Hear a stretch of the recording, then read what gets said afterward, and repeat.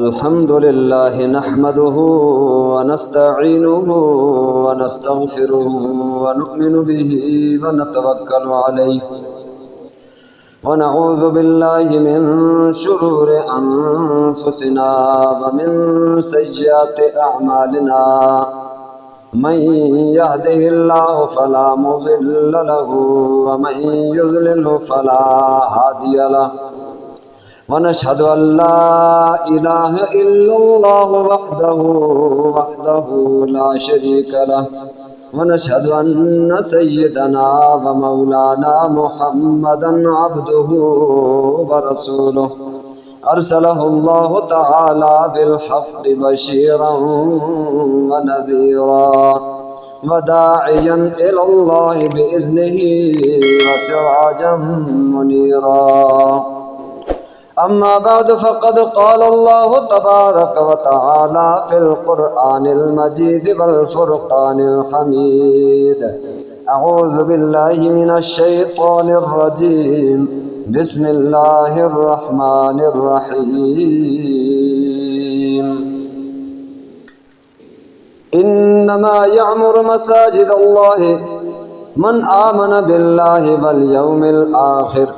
وقال عز وجل في مقام آخر وأن المساجد فلا تدعوا مع الله أحدا وقال رسول الله صلى الله تعالى عليه وسلم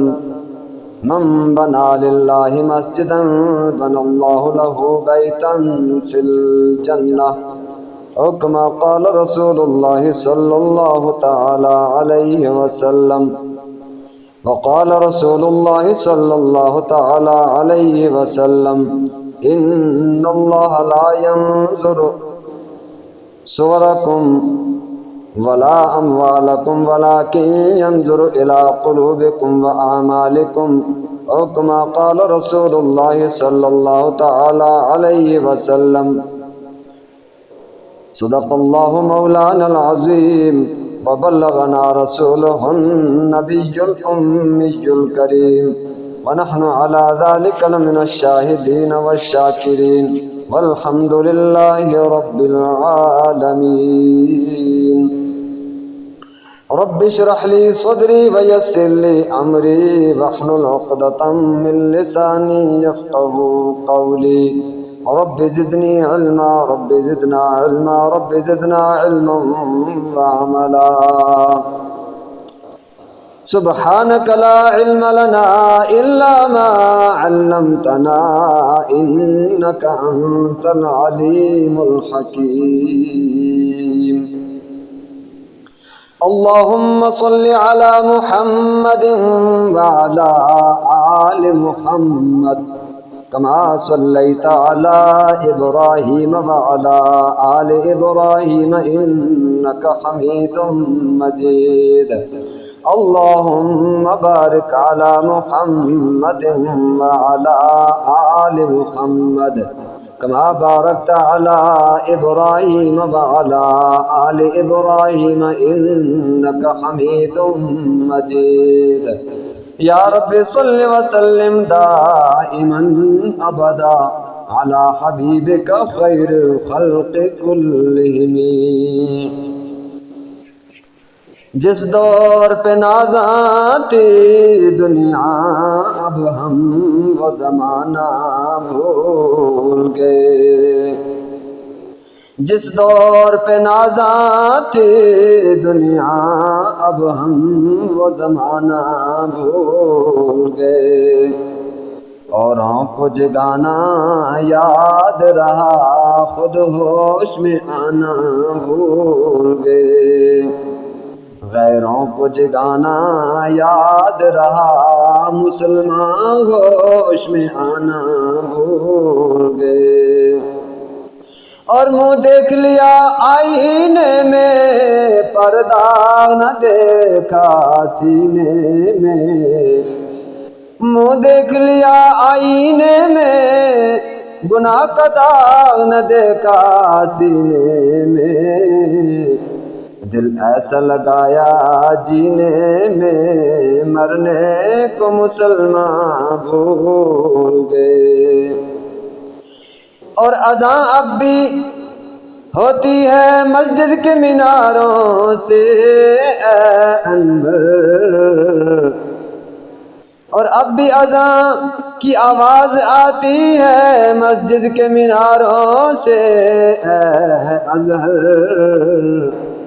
جس ضرب سے دل ہل جاتے تھے وہ ضرب لگانا بھول گئے۔ اور جاگ لے افلاک کے سائے تلے، جاگ لے افلاک کے سائے تلے، تا حشر سونا پڑے گا خاک کے سائے تلے۔ انتہائی واجب الاحترام، قابل صد اکرام و تکریم حضرات، بزرگان محترم، حاضرین سامعین اکرامی، رب ذوالجلال نے ایک بہت بڑا عظیم مرکز اور موقع عطا فرمایا ہے کہ جس میں جمع ہو کر ایک ہفتہ کے بعد اجتماعی طور پر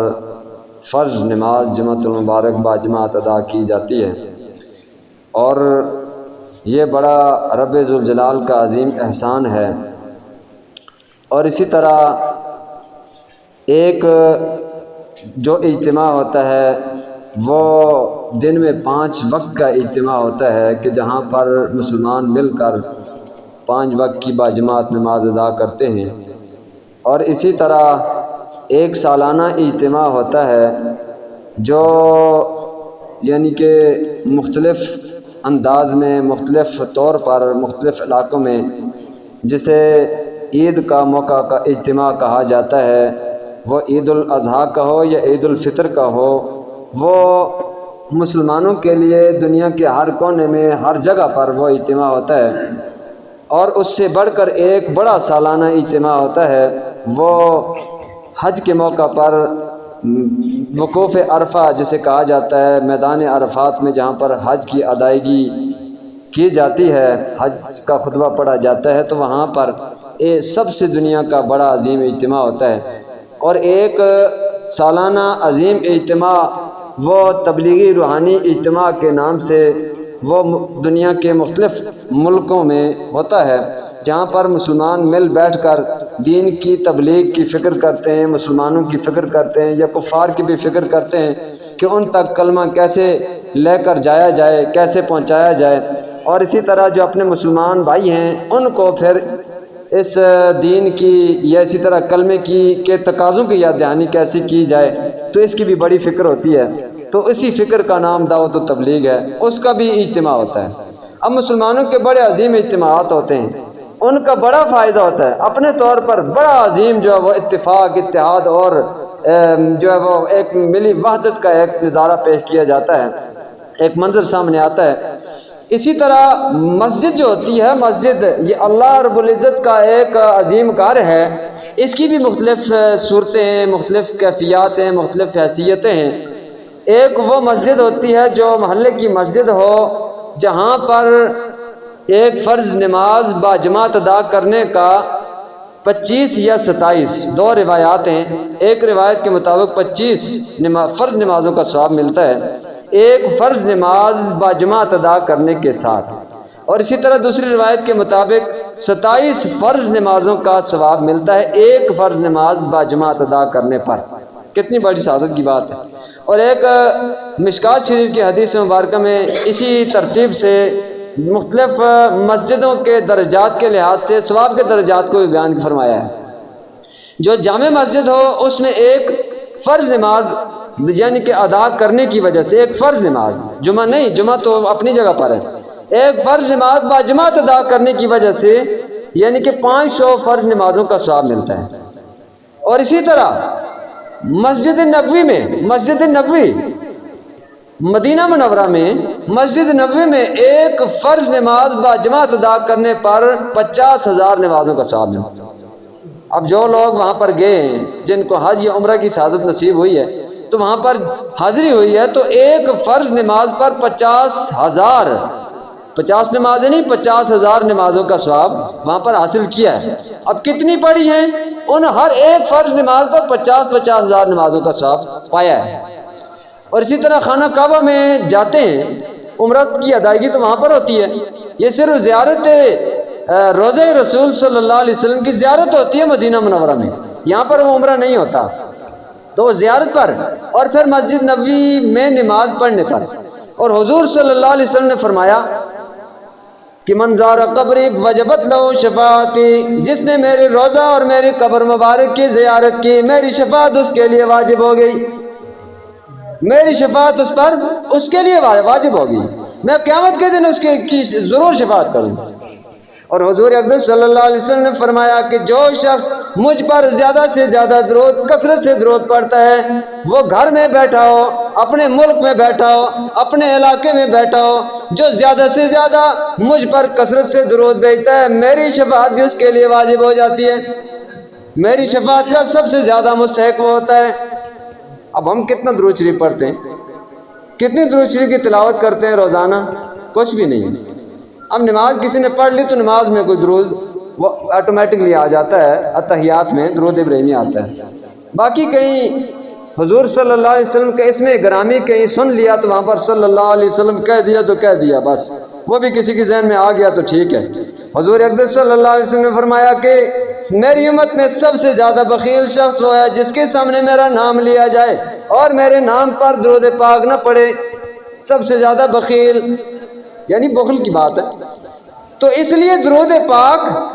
کی کثرت جو بھی کرتا ہے حضور صلی اللہ علیہ وسلم کی شفاعت کا سب سے زیادہ مستحق۔ اور یہاں پر بیٹھے ہوئے ایک تو حضور صلی اللہ علیہ وسلم نے فرمایا من زار قبری وجبت لہو شفاعتی، جو میری قبر کی زیارت کرے گا، میرے روضے کی زیارت کرے گا، میری تربت کی زیارت کرے گا، میری شفاعت اس کے لیے واجب۔ اب یہ وہاں پر ایک تو زیارت نبی، زیارت روضہ رسول صلی اللہ علیہ وسلم، اور دوسرا نماز مسجد نبی میں پڑھی جائے جو باجماعت نماز، ایک نماز پر فرض نماز پر 50,000 نمازوں کا ثواب، جو 10 دن پڑھے 20 دن پڑھے جتنے دن پڑھے کتنی نمازیں ہوں گی، اور ہر نماز پر 50,000 نمازوں کا ثواب۔ اور یہ فرمایا کہ جو شخص خانہ کعبہ میں، بیت اللہ شریف میں، مشرق حرام میں، مسجد حرام میں، یہ مختلف نام ہے خانہ کعبہ کے، قبلہ، تو وہاں پر جو ایک فرض نماز ادا کرے گا 1,00,000 نمازوں کا ثواب پائے گا، ایک فرض نماز پر 1,00,000 فرض نمازوں کا ثواب۔ اب حساب لگائیں کتنی بڑی سعادت کی بات ہے،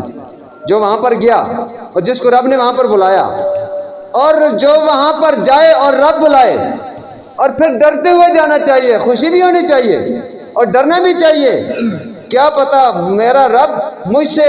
راضی ہو کر مجھے واپس بھیجے گا یا ناراض ہو کر، یہ بھی خطرہ ہوتا ہے،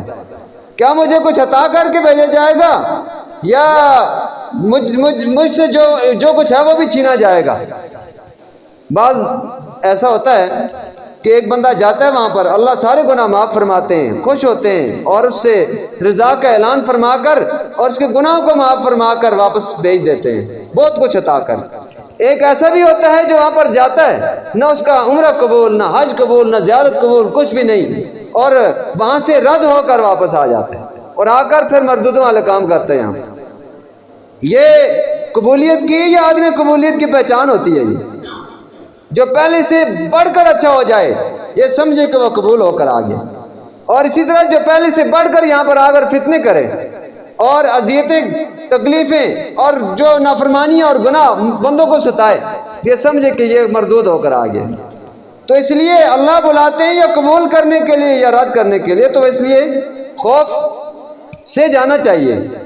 جس کو اللہ بلائے خوف سے جانا چاہیے، اور وہاں پر دعائیں عاجزی تواضع کے ساتھ، بڑی تضرع کے ساتھ وہاں پر دعائیں مانگنی چاہیے، اور قبولیت کی دعائیں مانگنی چاہیے، اپنے گناہوں سے کی معافی کی دعائیں مانگنی چاہیے۔ تو اس لیے جو خانہ کعبہ میں ایک فرض نماز ادا کرتا ہے اس کو 1,00,000 فرض نمازوں کا ثواب ملتا ہے، اور جو بندہ مسجد سے ہٹ کر کہیں بھی کوئی نماز ادا کرتا ہے تو وہ سرے سے بوجھ ہی اترتا ہے اور کچھ بھی نہیں۔ یعنی کہ قریب ہو کر کوئی مجبوری نہ ہو. اگر کوئی مجبوری ہو کسی قسم کی یا جماعت اگر نکل چکی ہے تو پھر وہاں پر کسی جگہ پر پڑھ لیتا ہے تو پھر تو ایک فرض نماز کا ثواب تو مل ہی جائے گا. لیکن فرض نماز کا ثواب اصل میں حقیقت میں جو کمال درجے کا ہوتا ہے وہ مسجد ہی میں ملتا ہے. اور مردوں کے لیے مسجد ہی میں، مسجد مردوں کے لیے خاص طور پر بنائی جاتی ہے تاکہ آ کر اپنی وقتی فرض نماز مسجد میں ادا کریں اور جماعت کے ساتھ ادا کریں. ورنہ تو بوجھ ہی سرے سے اترے گا اور ثواب کوئی نہیں ملے گا. کھانا پوری ہوگی اور کھانا جو ہے وہ پور ہو جائے گا، باقی اور کچھ بھی نہیں. اب ثواب ایک مسلمان کو نہ ملے تو اس پر فائدہ کیا؟ ایک بندہ نیکی کا کام کرے اور ثواب نہ ملے، ایک بندہ پورے دن مزدوری کرے اور پھر جو اس کو بجائے پوری مزدوری کے کوئی 400-500 روپیہ دے دیا جائے تو پھر اس کا کیا فائدہ؟ وہ تو سرے سے جو ہے کہ بوجھ ہی اترا ہے اور کچھ بھی نہیں ہے. مسجد جو ہوتی ہے، مسجد کا معنی ہے سجدہ کی جگہ، اور سجدہ کیا جاتا ہے کمال درجے میں. جو سجدہ ہوتا ہے وہ جماعت کے ساتھ ہوتا ہے، اور جماعت کے ساتھ نماز ادا کی جائے وہ کمال درجے کی نماز ہے. اور جو مسجد سے باہر ادا کی جائے ادا تو ہو جائے گی لیکن اس کا کوئی فائدہ نہیں ہے، وہی سرے سے اترے گا. بس یہ سمجھے کہ ایک فرض کی ادائیگی سرے سے بس گئی، اس کا ثواب کوئی ملتا نہیں ہے. زیادہ سے زیادہ کوشش کرنی چاہیے اتنے بڑا ثواب جو ہے وہ حاصل کرنے کی. ہماری مساجد کا کیا ہے، یہاں پر کبھی کسی نماز میں 2 آدمی، 3 آدمی، 1 آدمی، کہیں کسی وقت تو 1 بھی نہیں ہوتا. تو یہ بڑی یعنی کہ ہمارے لیے بڑی لمحہ فکری اور سوچ کی بات ہے. اور خاص طور پر ہماری یہ ماشاءاللہ عظیم مسجد اور مرکزی مسجد 500-600 سال پرانی مسجد، اور اس کی صورتحال کیا، اس کو تو زیادہ سے زیادہ کوشش کرنی چاہیے آباد کرنے. اب مسجد کی طرف توجہ دینا. یہ مسجد کیا جو لوازمات ہیں 2 قسم کے ہوتے ہیں، ایک مسجد کی تعمیر ہوتی ہے اور دوسرا مسجد کی آبادی ہوتی ہے. مسجد کی تعمیر جو ہوتی ہے وہ مسجد کی جو یہ ڈھانچہ تیار کیا جائے، اس کی دیواریں بنائی جائے، اس کے اندر انتظامات کیے جائیں اور اس کے اندر تمام جو ہے وہ اس کی تعمیراتی جو سلسلہ ہے اس کو مکمل کیا جائے، پورا کیا جائے. اس لیے حضور صلی اللہ علیہ وسلم نے فرمایا کہ من بنا للہ مسجدا بنى اللہ لہ بیتا فی الجنہ، جو مسجد تعمیر کرے گا، مسجد بنائے گا، مسجد کی تعمیر میں حصہ لے گا، مسجد کی ضروریات کو پورا کرے گا، مسجد کے انتظامات کو پورا کرے گا، بن اللہ لہ بیتا فی الجنہ، اللہ جنت میں اس کے لیے گھر عطا بنائیں گے، اسے جنت میں محل عطا فرمائیں گے. اور یہ بھی بات یاد رہے کہ مسجد کی جو تعمیر ہے، جو دور کے لوگ ہیں ان کے لیے تو ایک ہی قسم کی ذمہ داری ہے، وہ اس میں تعاون کر سکتے ہیں، یہ کبھی آگے تو نماز ہی پڑھ لیتے ہیں. لیکن مسجد کی جو قریب کے لوگ ہیں ان کو اس وقت یہ ثواب اور اس وقت یہ ان کو مرتبہ اور درجہ اور مقام ملے گا جب وہ 2 ذمہ داریاں پوری کریں گے. ایک تو مسجد کی تعمیر ہے، دوسرا مسجد کی آبادی ہے. مسجد کی آبادی اگر نہیں ہے، صرف مسجد کی تعمیر کر لی اور گھر گئے سو گئے اور جنت میں محل بنا لیا تو کچھ نہیں ملے گا، پھر تو نقصان ہی نقصان ہے. مسجد کی ایک تعمیر کرنا تو آسان کام ہے، یہ ایک عارضی کام ہوتا ہے، یہ ایک مدت معینہ تک ہوتا ہے، وقت مقرر تک ہوتا ہے، اور اس وقت مقرر پر جب تعمیر مکمل ہو چکی اس کے بعد پھر اس کا اور کوئی کام ہوتا کوئی نہیں ہے. اس کے بعد تو کوئی کام نہیں ہوتا اس کا. جب تعمیر تو مکمل ہو گئی ہے وہ تو آسان کام ہے، ہر بندہ یہ کام کر سکتا ہے اور اس کو آسان سمجھتے ہیں. کوئی مفت میں دیہڑ لگائے گا، کوئی پیسے دے گا، کوئی جو اپنی جگہ پر کوئی بندہ چھوڑے گا، کوئی کیا کرے گا، کوئی کیا. بہرحال آسان کام ہوتا ہے اور وقت مقرر تک ہوتا ہے. اور پھر یعنی کہ تعمیر بھی مکمل ہونی چاہیے، صحیح طریقے سے ہونی چاہیے. اللہ کا گھر، اللہ کی مسجد اللہ کا گھر ہو اور اس کے اندر اگر لاپرواہی کی جائے، تعمیراتی لحاظ سے بھی کوئی کمی بیشی چھوڑی جائے تو یہ بھی ناقابل برداشت اور یہ بھی یعنی کہ معافی کے قابل نہیں ہوتی. اب اپنے گھر میں کوئی خون کسر نہ چھوڑے کوئی بندہ، تو مسجد اللہ کا گھر ہو جیسے بنا دے اور جیسے ہی اس کا جو نظام ہو ایسے ہی چلا دے تو یہ تو اللہ کے ساتھ بھی دھوکہ ہوتا ہے، تو اللہ کے گھر کے ساتھ. اور پھر اسی طرح ہماری جو مسجد ہے، بڑے افسوس کی بات ہے، یہاں پر تعمیراتی ایسی خرابیاں چھوڑی گئی ہیں کہ جو ابھی جو بارش ہوتی ہے تو یہاں پر آپ دیکھتے رہتے ہیں، جمعہ پڑھنے آتے ہیں، پچھلے جمعہ میں بھی ایسے ہوا ہے، بارش تھی تو ہر جگہ سے ٹپکتی ہے مسجد، یعنی کہ پانی جیسے اوپر باہر بارش ہوتی ہے اتنی بارش اندر بھی ہوتی ہے۔ یہ الماریاں ہیں، یہ ممبر ہے، اس پر بھی پانی آتا ہے اور محراب میں بھی آتا ہے، اس الماری میں بھی آتا ہے، قرآن پاک گیلے ہوتے ہیں، تینوں چبوترے جو یہاں پر ان میں سے پانی نیچے آتا ہے۔ ابھی کئی سال گزر چکے ہیں اس بات کو، اور کسی بندے کو کوئی فکر نہیں ہے کہ وہ یہاں پر آ کر جو اس کے اوپر جو نقصانات ہیں ان کو پورا کیا جائے، اس کی تعمیر، جس تعمیر کو تعمیراتی نظام کو مکمل کیا جائے۔ وہاں سے قالینیں ادھر کرتے ہیں، بس بیٹھ جاتے ہیں نماز کے لیے، اور پھر اگر کسی کے گھر میں یہ صورتحال ہو، ایک قطرہ پانی کا آئے گا، دوسری بار نہیں آئے گا انشاءاللہ، وہ دوسری بار انشاءاللہ نہیں آئے گا۔ یہ اللہ کا گھر ہے، اس میں کون جو وہ یہ ایک لوارث گھر ہوتا ہے، اس میں کس کو جو فکر ہوتی ہے؟ کوئی فکر نہیں ہوتی کسی کو۔ جیسے یہاں پر وہ بوسیدہ ہوتا ہے تو ہوتا رہے، خراب ہوتا ہے تو ہوتا رہے، اور اس کی جو تعمیراتی نظام میں جو بھی معاملات ہیں وہ جو جیسے چلتا ہے ہوتا رہے۔ اور اسی طرح جو وہ یہاں کی کوئی بلب جل جاتا ہے، کوئی لا کر، جو ایک مسلمان بھی ایسا نہیں ہوتا کہ وہ لا کر یہاں پر وہ بلب لگا دے، اور اسی طرح اس کے انتظامات میں کوئی بھی نظام اگر خراب ہو تو اس کے لیے کوئی بھی نہیں ہوتا کہ آ کر جو اس کے انتظام سوچے۔ اور اسی طرح اگر کوئی بیٹری خراب ہو جائے یا ختم ہو جائے پڑی جاتی ہے، یہاں پر کوئی انتظامیہ کا نظام ہی نہیں ہے جو اٹھائے اور وہاں پر اس کو درست کر لے۔ یہ پیچھے کئی مرتبہ میں نے یہاں پر وہ چندے کا اعلان کیا کہ بیٹری جو یہ بیٹری جو وہ سولر پر لگائی ہوئی ہے، اور اس سے پہلے وہ بجلی پر چل رہی تھی یو پی ایس پر، اس کی رگڑی ہوئی بیٹری ہے، یہ کسی وقت بھی جواب دے سکتی ہے۔ تو بیٹری کے لیے میں نے یہاں پر اعلانات کیے، کچھ بھی کیا، تو اس کے لیے بھی کوئی بندہ تیار نہیں، کوئی پیسے، چند بندوں نے پیسے دیے۔ اب وہ بیٹری کہاں اس وقت 40,000 کی کم از کم یا 50 کی آتی ہے بڑی بیٹری، کوئی بھی نہیں ہے۔ آج وہ بیٹری ڈیڈ ہو چکی ہے۔ اب بجلی نہ ہوئی تو اذان نہیں ہوتی ہے۔ یعنی کوئی بھی کام ایسا ہے مسجد کا کہ اس میں اتنی لاپرواہی، نہ نماز کے لیے کسی نے آنا، اور نہ جو ہے اس کے انتظامات میں کوئی، اور جو بجلی کی بل ہے وہ 60,000 سے اوپر ہو چکی ہے، کوئی پتہ نہیں ہے کسی کو۔ اب کسی کے گھر میں ایسے ہو جائے نا، یہ سارے نظام گھر میں خراب ہو نا، کوئی خراب ہونے دیتا ہے؟ فوراً اس کو درست کرتے ہیں۔ تو اللہ کا گھر لاوارث ہے، اس کا کوئی وارث نہیں اللہ کے علاوہ۔ کوئی فرشتے تو ہے نہیں آ کر یہ کام پورے کریں گے، جنات تو ہے نہیں ہے کہ وہاں پر یہاں پر آ کر وہ انتظامات کو پورے کریں گے، انسانوں کے ذمہ ہے۔ ایک تو مسجد کی تعمیراتی نظام ہے، اب اس میں بھی یہ صورتحال ہے، اور دوسرا مسجد کا جو آبادی کا نظام ہے وہ بڑا مشکل ہوتا ہے، وہ تو قیامت تک کے لیے ہے۔ تعمیراتی نظام تو عارضی ہوتا ہے، کچھ وقت کے بعد ختم ہو جاتا ہے، اور مسجد کا جو یہ آبادی کا جو نظام ہے یہ قیامت تک کے لیے جاری رہتا ہے، اور اس کے انتظامات بھی انسانوں کے ذمہ ہیں، اور خاص طور پر مسجد کے متعلقہ لوگوں کے ذمہ ہوتے ہیں۔ اب اس میں 3 چیزیں ہوتی ہیں، 3 بنیادی اکائی ہوتی ہیں مسجد کی تعمیراتی نظام۔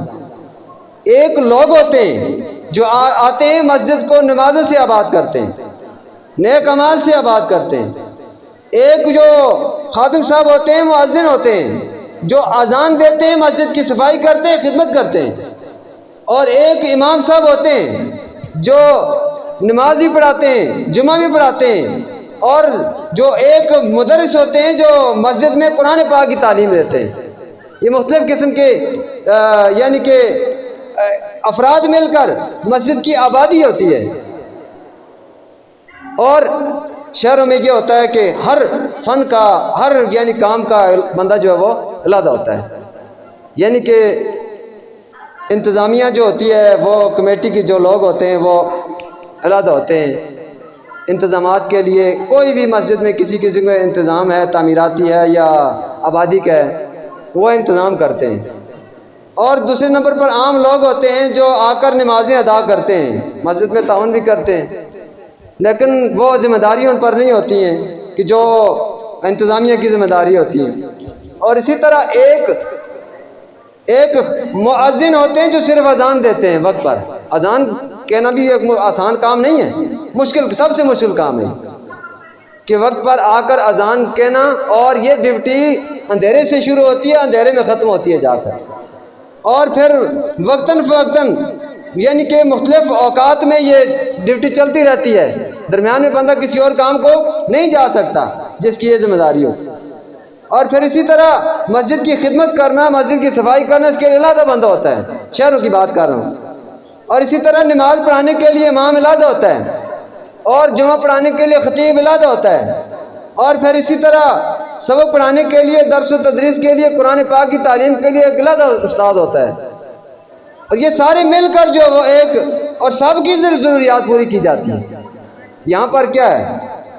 یہاں پر نہ امام کی تنخواہ بنتی ہے، پورے لوگ مل کر، انتظامیہ تو ہے ہی نہیں یہاں پر، وہ تو انا للہ و انا الیہ راجعون، اس کا تو کوئی نظام ہی نہیں ہے۔ ایک کہتا ہے میری ذمہ داری، دوسرے کی ذمہ داری ہے، دوسرا کہتا ہے میں ذمہ دار نہیں، تیسرا کہتا ہے میں ذمہ دار ہوں، چوتھا ہے، اب چوتھا کہتا ہے میں ذمہ دار نہیں۔ اب یہ سب کا یہ نظام ہے، نہ امام کی ضروریات کا کسی کو خیال ہے، نہ جو وہ مؤذن اور خادم صاحب کی ضروریات کی کسی کو خیال ہے، کچھ بھی نہیں ہے۔ اب یہاں پر کوئی نماز کے لیے امام بر وقت ہونا چاہیے، اور اسی طرح جو وہ اذان کے لیے مؤذن بر وقت ہونا چاہیے، جمعہ کے لیے خطیب بر وقت ہونا چاہیے۔ اب ان کا جو وہ ضروریات پوری کرنی ہے تو وہ اس کی چھپ جاتے ہیں، کوئی بھی نہیں ہوتا۔ ایک بندے کی جو یہاں پر وہ تنخواہ نہیں بنتی ہے، یہ بڑی جو وہ بے حسی اور جو یہاں پر بالکل یعنی کہ لاپرواہی کی بات ہے۔ اس سے مسجدیں آباد ہوتی ہیں، اب امام نہیں ہوگا نماز کون پڑھائے گا، خطیب نہیں ہوگا جمعہ کون پڑھائے گا، مدرس نہیں ہوگا قرآن کون پڑھائے گا، مؤذن نہیں ہوگا اذان کون دے گا۔ اور پھر اس وقت کے حالات بڑے مشکل ہیں، لوگ پورا زور لگا کر اپنے خرچے پورے نہیں کر سکتے، یعنی کہ کوئی کاروباروں میں، کوئی نوکریوں میں جس کی ریٹ 2 لاکھ روپئے تنخواہ، وہ بھی کہتا ہے میرے سے وہ خرچے پورے نہیں ہوتے۔ اور ایک بندہ جس کا ہو کچھ نہ، جس کا انتظام ہی نہ کیا جائے، تو وہ کیسے اپنا وقت گزارے گا؟ کیا فرشتہ تو نہیں ہوتا وہ؟ اور پھر وہ اور کسی کام کے لیے جائے گا تو پھر مسجد کا کیا بنے گا؟ مسجد میں آئے گا تو اپنے معاشی نظام کا کیا کرے گا؟ اس لیے یہ کام بڑا مشکل ہے، اس لیے یہ لوگوں کی ذمہ داری ہے۔ جیسے بر وقت نماز اور اذان ضروری ہے، بر وقت تنخواہ بھی ضروری ہوتی ہے، اور معقول، تاکہ وہ کسی اور کام کے لیے نہ جا سکے، تاکہ کسی اور کام کے پیچھے نہ جائے، اور اذان نہ رہے، اور جو وہ نماز نہ رہے، اور پھر لوگوں کی ذمہ داری ہوتی ہے اگر نمازیں پڑھیں۔ اب مقتدی کوئی نہیں ہوگا تو امام کیا کرے گا؟ امام نہیں ہوگا تو مقتدی ہوں تو پھر وہ کیا کریں گے؟ اس لیے مل کر یہ نظام چلتا ہے، ایسے نہیں۔